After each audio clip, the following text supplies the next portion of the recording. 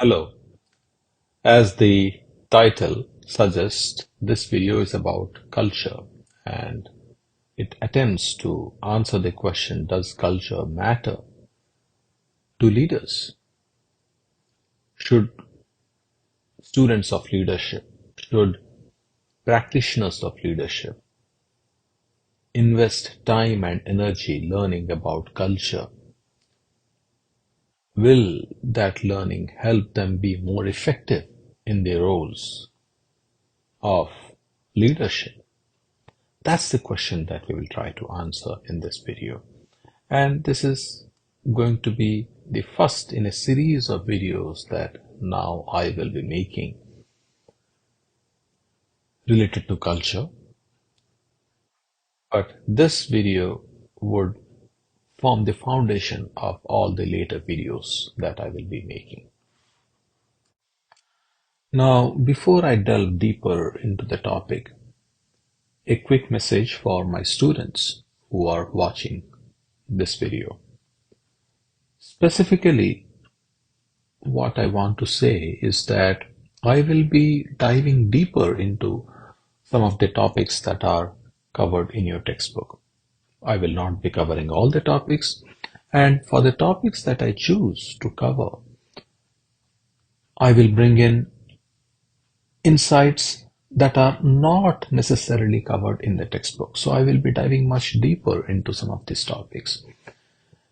In other words, my videos aren't going to be just a rehash of the material that's there in your textbook, because if that's what I do, then there's just a lot of redundancy. You can just easily read the textbook instead of watch my videos. A quick example here from chapter 1. So your chapter 1 lists these as the learning objectives. Now, will I be covering all of these? No. In fact, there are some of these objectives that the chapter, I think, doesn't do justice to. And that's what I will try to accomplish through my videos. Let's just quickly go through some of these learning objectives. Reflect on any prejudices and biases they might hold about other people or cultures. Now, one thing that you will realize as we move through this video, just because we see certain differences in behaviors from people in different cultures, we should not automatically attribute it to prejudices and biases. And I will illustrate this more as we go through the later slides. So I have certain disagreement with the authors here. Be convinced that culture counts more than ever in today's global world. And I agree with this statement. And in fact, I have made this entire video primarily related to that particular topic. Understand the importance of learning the national character and management philosophies of their global counterparts. Now, this is a topic that I cannot cover in this video, but in my later videos, you will see I will be diving deeper into this topic. Be aware of some of their global skills. Begin to see events and issues from their own and from the others' perspective.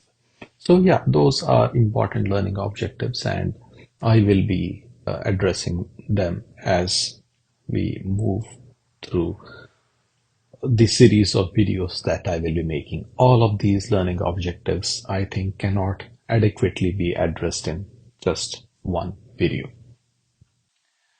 So let's start with a case from your textbook. It's a very interesting case, the very first case from chapter 1, that illustrates the differences in communication style between people from different cultures and how these differences could lead to misunderstandings, could lead to conflict, could lead to potentially even bigger problems in an organization. So what do we have here? We have two managers working at a company, same location, we have one of those managers being European and the other manager, who is the HR director, he is Chinese. So the European manager writes an email to the Chinese HR director. Do you think Mr. Zhao will be able to come to the course next week? As I would like to make hotel reservations for him, and the hotel is quite full. So the HR director responds, it is possible he may be attending a meeting in Shanghai. Then there's silence for 2 days, and the European manager follows up saying, I am following up on our earlier conversation and I'm wondering if Mr. Zhao will be attending the course. To which the HR director responds, as I told you previously, he will not attend. And the result of this seemingly problematic conversation is that the HR director is ignoring the Westerner at work for several days. So, what do we have here? Of course, there are some misunderstandings that's coming up here. So, the communication style of the European manager, he comes from a culture where probably direct communication is valued, and consequently, he is following up. That is something that is valued, right? Whereas the HR director, who is Chinese, he comes from a culture where there's a lot of indirect communication that happens. There are certain assumptions that you need to understand while communicating. Everything isn't very explicit. So we have somebody who prefers direct, explicit communication, and then we have somebody who is not very clear and concise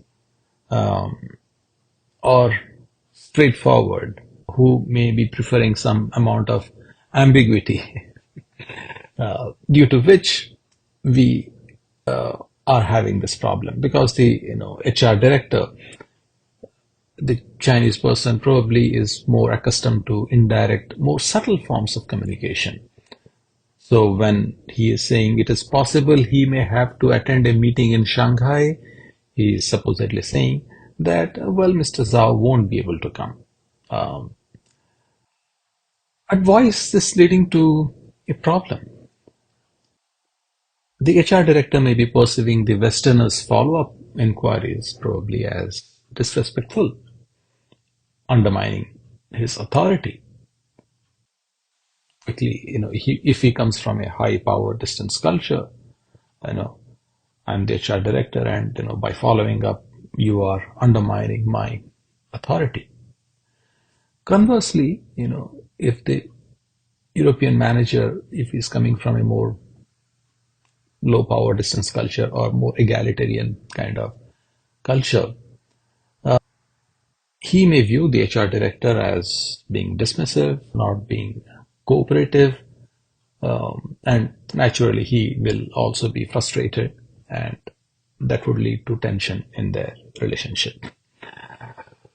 So this is essentially what we are seeing in this case. But is that true? At least that's what is being argued, right? Going back to the learning objectives of chapter 1, the problem that we see between these two individuals is because people from different cultures tend to view events and issues differently. That's the reason we have this problem, and that is the reason there is this push that is being made for you to understand not only your own perspective, but the other person's perspective. And if you can understand where that person is coming from, that person's culture, and you can communicate in a way that fits that person's communication style, for instance, then you will not have as much of problem. Now, let's go back to the case again. Let's reanalyze the case. As per the textbook, the problems that we saw is happening because of the cultural differences, the different value systems, the different communication styles that people from Europe and China have. But is that the real reason why we are seeing this misunderstanding, we are seeing this problem? Could there be other factors that is actually contributing to this problem? You know, if you especially have attended my classes on leadership, on personality traits, you know, personality traits influence our behavior. So, what if the problems that we are seeing are not a reflection of differences between cultures, but a difference in personality traits? For instance, the Westerner in this case could be a person who is very high on the conscientiousness dimension. Remember, one of the big five personality dimensions called conscientiousness, very important dimension. People who are high on this dimension, they tend to be very hardworking, they tend to be very organized, they tend to have attention to detail, right? So that's what we are seeing here. The European manager showing strong attention to detail and wanting to make sure that all the arrangements are made in advance so that there are no last minute issues, right? That's what a highly conscientious manager would do. When he's following up, again, it shows he being organized, he being a kind of person who likes to make sure that everything is in order. In contrast, the HR director could be a person who is relatively low on the conscientiousness dimension, who doesn't concern much with this detailed planning. He doesn't want these follow-up inquiries. So when we have a highly conscientious person and a person who is not as high on conscientiousness, we will see some conflict, right? So the conflict need not be a case of cultural difference, it could be a case of personality trait difference. And there can be other personality traits too, like agreeableness. The Westerner, again, from the way he writes the email, probably gives us some impression of about he being a very highly agreeable person. So he's high on the agreeableness dimension because he seems to be wanting to maintain positive relationships. He seems to be valuing collaboration, cooperation. But the HR director is probably lower on the agreeableness scale. So when any follow-up inquiries are being made, he perceives it to be unnecessary and intrusive and expresses that frustration. People lower on agreeableness don't mind expressing frustration explicitly. It could also be a case of difference in neuroticism, for instance. The Westerner may be a person who is low on neuroticism. That's the reason he is calm and composed even when seeking clarification. But it's and also he's focused on solving the problem, whereas the HR director, especially he ignoring the European manager at work and probably sulking for several days, could indicate he being very high on neuroticism dimension. In other words, these differences that we saw, this problem that we saw, are these cases of cultural differences or personality trait differences? And again, it need not be about personality traits too, it could be situational factors. The Westerner might be adhering to these rules and documentation because he may have had problems in the past. That's the reason he's being a stickler. He may not even be a highly conscientious person. It's possible also that the HR director had already informed that Mr. Zhao would not be attending the meeting verbally, but this Westerner may be wanting everything in written communication form. And that is the reason when the HR director is writing, I told you he will not attend, not in caps, he may actually be stating the truth. He may have told him in an in-person inter that Mr. Zhao will not be attending, and yet this other manager, European manager, is following up. So naturally, I would be frustrated if that was the case, right? So there could be also underlying conflict between them stemming from other issues, other reasons. The HR director, the way he is responding in this slightly terse manner could be because he's under heavy workload. Maybe there's a lot going on due to which he's under significant stress. The fact that he responded could be a great positive thing. Most people may not even be able to respond. So even though he's responding in this one-line responses, that could be a great thing. So both parties might have different priorities in terms of their tasks, their responsibilities. For the HR director may have viewed Mr. Zhao's attendance as a low priority task, whereas for the European manager, that may be a really pressing matter. The HR director may be taking offense. Just because Mr. Zhao is Chinese, you want to check with me whether he's coming, right? You don't check about the other attendees. Why are you checking about Mr. Zhao? Just because he's Chinese and I'm Chinese, right? All kinds of factors could be coming into play due to which we are seeing this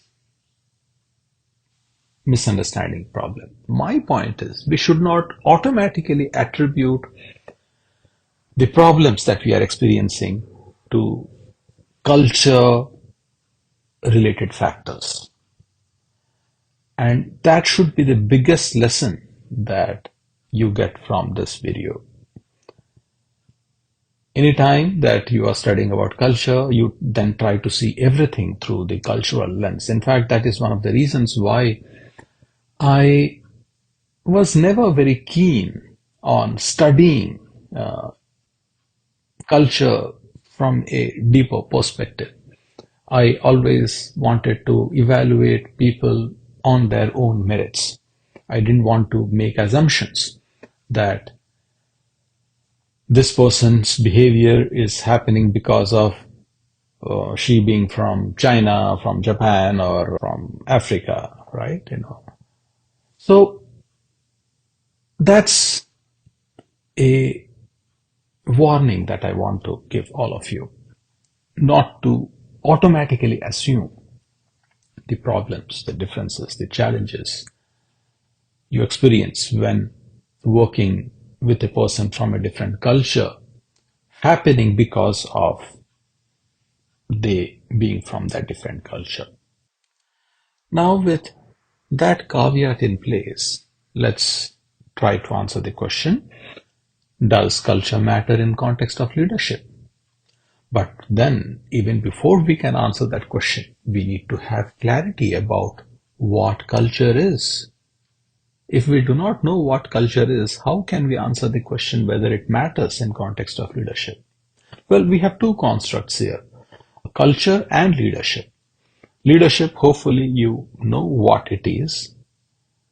If you don't, then you can watch several videos that I have on the topic. But quickly, leadership is the process of influencing others to attain some goal, to attain some common goal. That's typically how we define leadership. But how do we define culture? Unfortunately, the textbook doesn't give you a definition of culture, which is strange. But to be fair, culture is a slippery concept.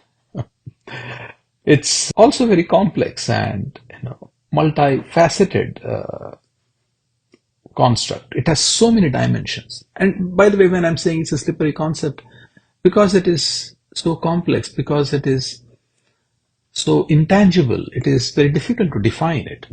And the more you attempt to define it, the more it seems to be going away from you, because you realize, oh, well, I thought this is what culture is, but then something else also turns out to be culture. So it becomes very difficult to confine it within certain boundaries and come up with a definition of culture. So when I'm talking about the multidimensional aspect of culture, there are so many facets to it, right? When we are talking about culture, we are talking about differences in language, in customs, in beliefs, values, norms. There are differences that we see in practices, rituals, artwork, the clothing that people wear, even food, right? There's differences we see in the way people experience a space. Some people want a lot of space, some people are comfortable with less space between individuals. It also has the dimension of time consciousness, social structures, even history, the historical contexts of different cultures are different. So as you can see, there are so many, again, I am sure I missed on many other dimensions, but there are so many dimensions of culture. So how do you define culture? And further, culture is a very fluid concept. That's the reason it is slippery. And by fluid, again, what I mean, culture is not static. It is being shaped by interactions, by the exchanges that we are having. So if it is changing, if something is changing, how do you define it? How do you come to a definition? Because of this interactions, intersection, that's something that you observe. They influence each other. So, and that's a very subjective component to culture. And let me touch on some of these other important points, especially because that's what this class focuses on, differences in national culture, right? But then we are making the assumption that there is homogeneity within the nation, so that people within the national boundaries have the exact same culture. But China is such a huge country. There may be humongous differences between different regions of China in terms of their values, practices, norms, dressing, and all those dimensions that we were talking about. But here we are saying France has a culture, China has a culture, India has a culture. But is that true? Do they not ignore the humongous variations that you may be seeing within the nation? Lot of heterogeneity may be actually be present within the nation. And when I'm talking about national division, just because we have drawn a boundary between two nations, does that mean the culture ends at the boundary and a different culture starts at the other, on the other side of the boundary? There is evidence of culture bleeding from one part of the boundary to the other. So it bleeds out of national boundaries too. So realize I'm not talking about heterogeneity within the boundary. I'm talking about similarity between one nation and other nation that share a boundary. So there's a lot of overlap that we may be seeing. And lastly, with the globalization, we are seeing more homogeneity across nations because everyone now is becoming American-like, for lack of a better term. So on one hand, we are talking about differences in culture, but on the other hand, all these cultures are becoming similar in some ways. Few centuries ago, the differences in cultures was more, but now do we still have the same level of differences or are we becoming more similar to each other? Well, these are some of the questions that you have to ask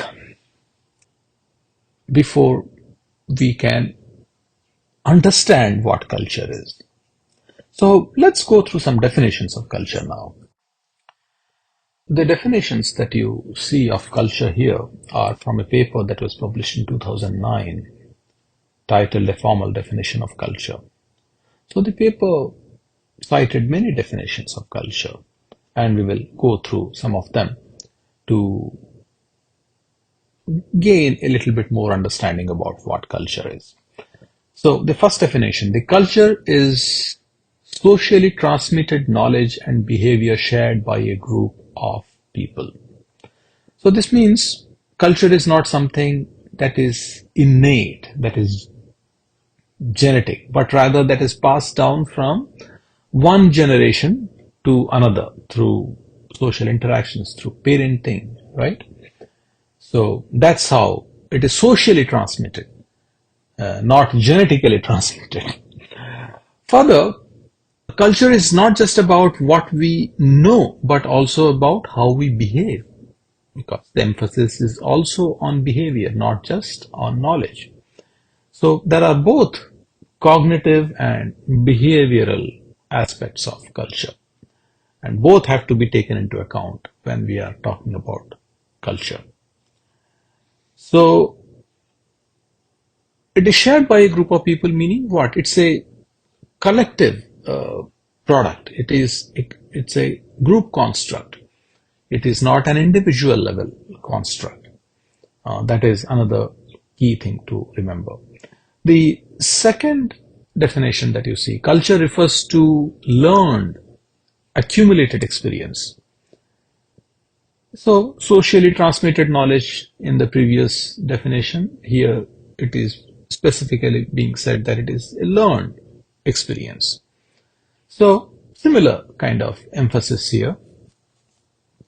But another important point that is being said is it's accumulated experience, meaning you gradually accumulate this cultural knowledge and practices. You accumulate it over a time just by reading about some different culture will not make you a person from that culture, may not even give you enough insights about that culture, because to understand a particular culture you have to live through it. So it's an experiential learning, not so much a textbook kind of learning.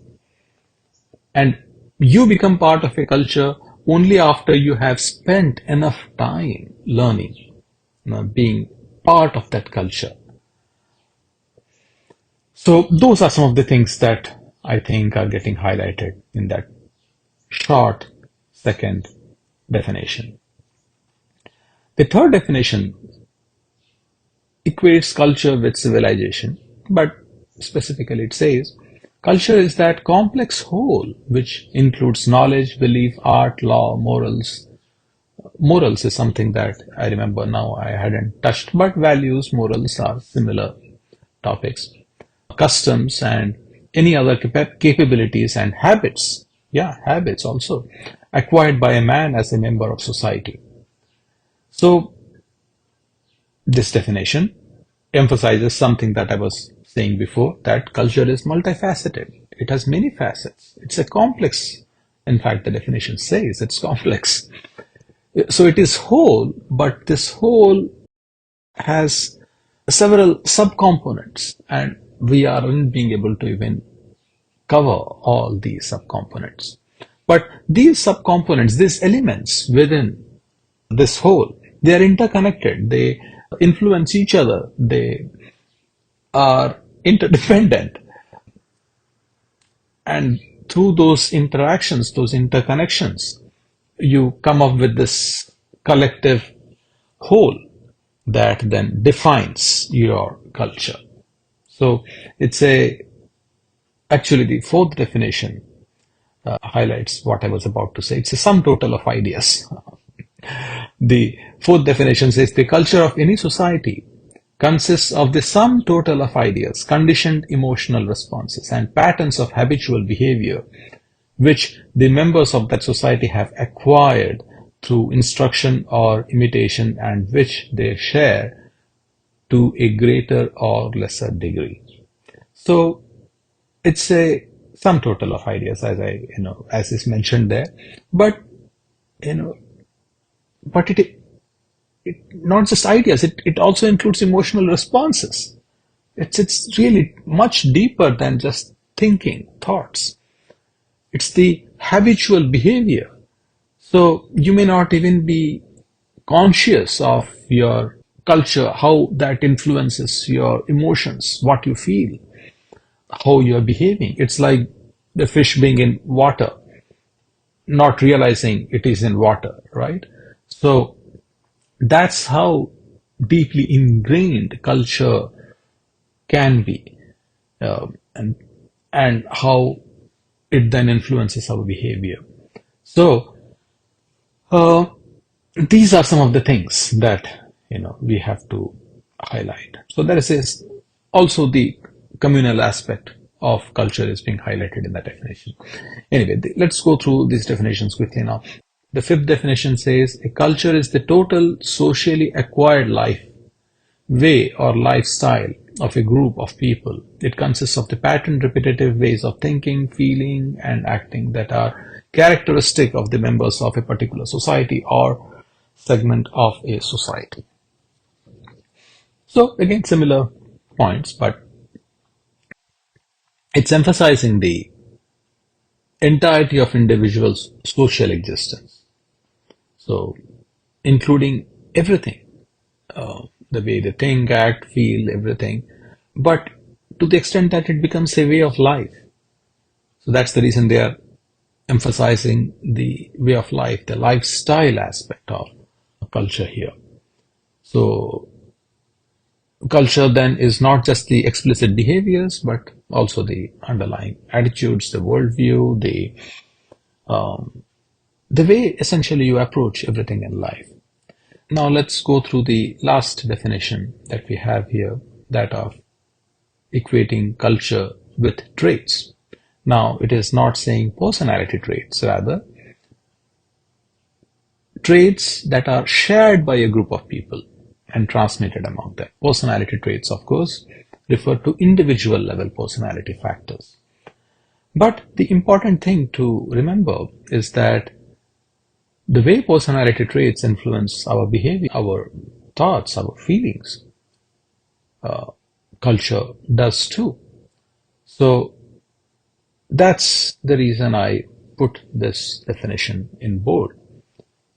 The way we have different personality traits which become building blocks of our overall personality. Similarly, culture has these different dimensions, these different traits that then become the building blocks of a particular culture. And if we can understand these traits, what those traits are, then we will have a little better grasp on what culture is and how different cultures vary from each other on those dimensions, on those traits. So, hopefully, this discussion gave you some insights about what culture is. And now we will address the does culture matter for leaders? So, does culture matter? Yes, it does in a big way. So, I have few points that I have written down here. They are not necessarily completely distinct points. In other words, they are related to each other, but I listed as many as I could come up with so that you gain some insights about how relevant culture is to leadership. So when I'm saying understanding diversity, in today's globalized world, you will be working with people from diverse cultural backgrounds. You will have team members, stakeholders. By stakeholders, they could be customers, they could be suppliers, they could be financiers, anyone, right? But they could be from diverse backgrounds. So if you understand different cultures, you will be able to navigate the cultural nuances more effectively. That's the key thing. But again, something that I had mentioned earlier, do not automatically assume the differences happening because of culture. That would be bias. That would be stereotyping people. That would be, and if you act based on those stereotypes, then you are essentially becoming prejudiced, irrespective of whether it is positive or negative prejudice. If you are acting from those stereotypical ideas about people from different cultures, you will not be effective as a leader. So, when I'm talking about brand reputation and social responsibility, where I'm essentially trying to highlight this aspect that, in today's world, you are scrutinized a lot about how sensitive you are to people who are different from you. Do you have that cultural sensitivity? And that's part of your social responsibility now, to be open and sensitive to people who are different from you. So you have to demonstrate cultural competence. You have to show that you are being inclusive in your leadership practices. If not, then your brand reputation can be at stake.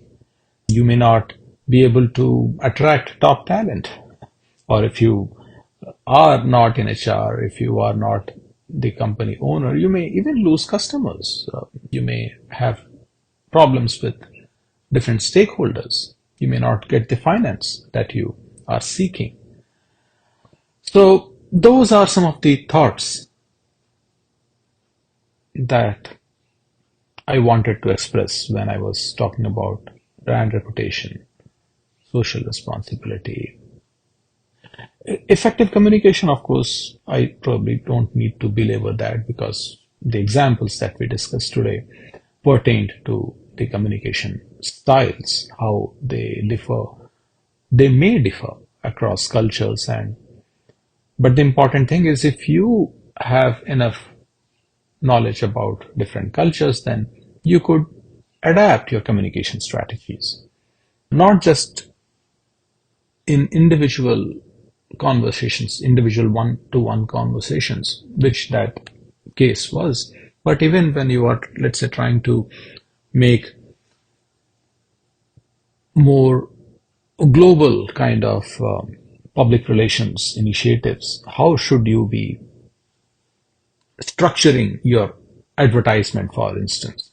Certain advertisements may work really well in one culture, but if you try to do the same thing in a different culture, it may not work. Not just because you are using the same actors, even if you chose actors with different color, different ethnicity, But if you are just replicating the same thing, it may not work at all because of that culture being dramatically different from the culture from where you picked up the advertisement. Building relationships, of course, if you build relationships through communication, so it will be easier to build strong relationships if, again, you are understanding the nuances. If you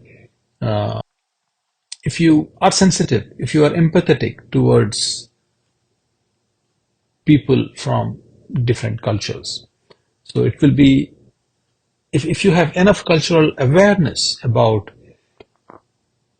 a person who is different from you, if you are being able to put yourself in that person's place, it will be easier for you to build rapport with that person. It will be easier for you to connect with that person. And at a in a bigger level, if you do these things well, then it will be easier for you to inspire loyalty in that person. Decision making, again, you can imagine the fifth point is extremely important. That is a big task of what leaders do. They take decisions. And because culture shapes your values, your priorities, it then influences your decision making process, right? So to be effective, you need to understand how culture influences your decisions and the decisions of others, of your colleagues, of your competitors. If you understand that, then you will be making more mindful decisions, probably more effective decisions. And it will also help you to manage conflict, right? When you gain understanding of why somebody is deciding the way he or she is deciding, then you may not engage in conflict as much. And also not just conflict, it's again not just about managing conflict, it is also about gaining competitive advantage over another culture, another company that is headed by a person from a different culture. When you understand what factors go into that person's decision making, then you can then make decisions that give you an advantage over that person, over that company. So those are the kind of things that I'm talking about here. Let's go to leading diverse teams. I think I have already talked about it. People from different cultures in your teams these days. Managing change, that's again something that leaders do, especially if you are higher up the hierarchy as a leader, then you will do it even more. And an important dimension of culture is something how individuals respond to change and adapt to new circumstances. You will get to know about these dimensions when we talk about the different models like Hofstede's model and other models. But because people from different cultures vary on how they respond to change, then it would be important for you to know about culture. You will then be able to expect resistance and why resistance, what's causing those resistance, and how to overcome that resistance. And similar to managing change would be innovation. Because again, there are cultural dimensions that influence creativity, that influence innovation. So you need to know where should you be investing. If you want to start a R&D division, should you place it in country A or should you place it in country B? The country B may not work at all. It may not come up with many creative products, innovative products, whereas country A may come up with exceptionally creative products. And that could be happening not because of you not having provided enough resources, but because of the cultural differences that may exist between these countries. So those are the kind of thoughts that may go into influencing your decisions. Global leadership competitiveness. So again, more organizations are becoming global. They are expanding themselves into foreign markets, or sometimes they may not be expanding to foreign markets, but they may be sourcing materials from foreign places. So then as a leader, you need to possess the skill, the knowledge to operate in these different countries and different cultural environments. So if you have those skills, you will then have greater advantage over those who do not have those skills. Ethical considerations, I think, is something that we should be talking about as well, because cultures vary based on different values. They have different belief systems, and some of those values, some of those belief systems, some of those norms, some of those practices have an ethical dimension, a moral dimension to it. So you cannot just assume what is considered right in your country will be considered right in another country, or what is considered wrong in your country may not actually be considered immoral or wrong in another country. So those ethical considerations come into play. So it is, again, if you are not making these ethical considerations, you can fail dramatically, especially when you're expanding to other countries. So there's a risk management component that comes into play. Cultural misunderstandings, miscommunication, or these, ethical problems, they can lead to costly mistakes.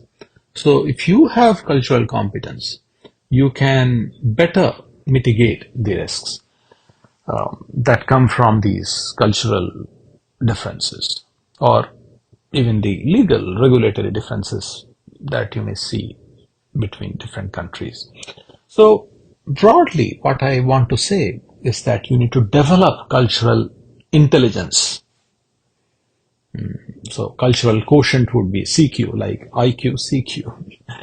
So it refers to the ability to, should I say, how well can you adapt and work effectively across cultures. So if you have high cultural quotient, by the way, there may not be a standardized test that we could use to measure your cultural quotient.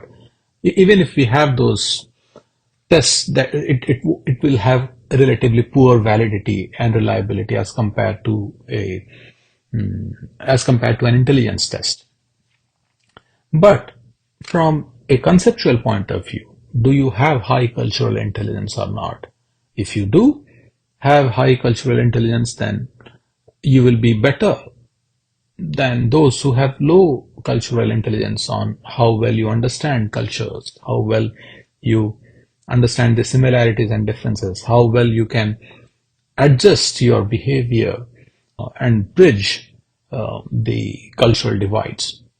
So anyway, that's all that I had for this video, and we will discuss more about how culture influences leadership and how leadership can also probably influence culture in later videos. Thank you.